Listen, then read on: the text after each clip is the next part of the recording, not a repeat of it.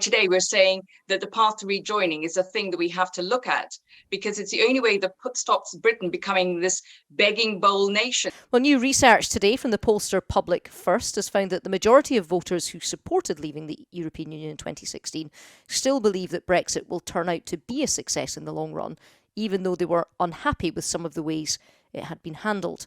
Well, joining me now is Gina Miller, who took the government to court over its triggering of Article 50 and who now leads the True and Fair Party. Gina, thank you for joining us. You were an ardent Remain campaigner. You still think we should rejoin.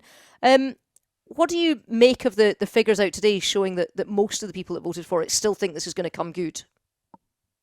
I think that's an outlier poll, actually. That poll is not represented. If you look at all the polls, our own polling shows that 16 to 44-year-olds, 69% think it was the wrong decision. And then when you factor in the plus 65-year-olds, then it swings. So that poll that's being publicized today, if you look at all the polls, it is an outlier.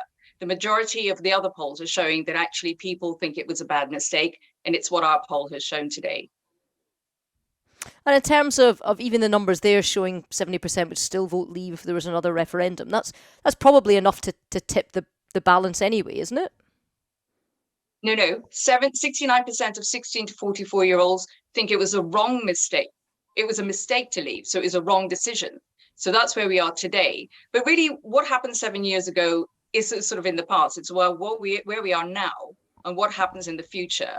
And end of last year, I commissioned a report from two of the leading legal minds in Europe to see if we could renegotiate clauses in the Trade and Cooperation Agreement to bring some of the barriers down, to reduce some of the red tape, to make sure that we don't remain a high tax, low growth, low productivity country.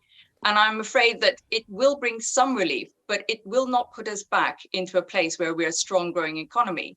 There is no evidence that that will happen by renegotiating the Trade and Cooperation Agreement, which is why today we're saying that the path to rejoining is a thing that we have to look at because it's the only way that stops Britain becoming this begging bowl nation, which we are. You look at the trade deals we've done with Australia.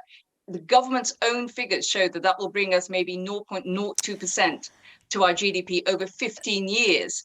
The CPTPP deal that they've done or joining that bloc will bring us 0.8%. What are we doing? What are we waiting for? How much more do we need our economy to suffer, our talented young people to leave?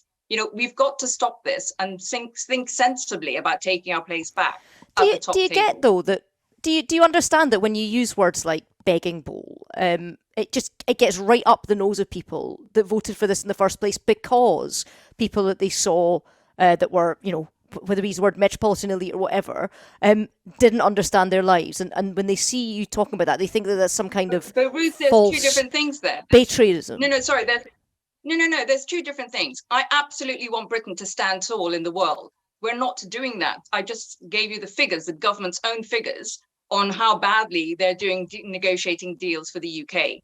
We have nothing that indicates we can move on from being a high tax, low productivity, low growth country. There is nothing, there's no plan. The people who voted leave didn't have a plan 7 years ago. They haven't got a plan now. And that's what I'm saying. At what point do we stand up for our country and the people in our country and make sure that we're actually prospering and we're secure rather than just sound bites? We have to move on. Okay, well, people will be listening to that and going, it's all very well and good that you commissioned a couple of great legal minds to look at what we could do and here. But actually, this isn't really, in essence, a legal question. It's a political question. Does it trouble you that none of the main political parties are saying that they would choose to rejoin, that they would make the case for European entry, that they would make the case for being part of that wider union?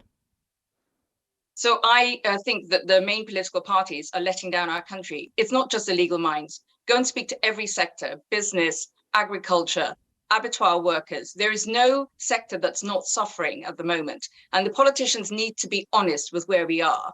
And they do not have a plan that will bring us anywhere near being a prosperous country again and actually being a secure country.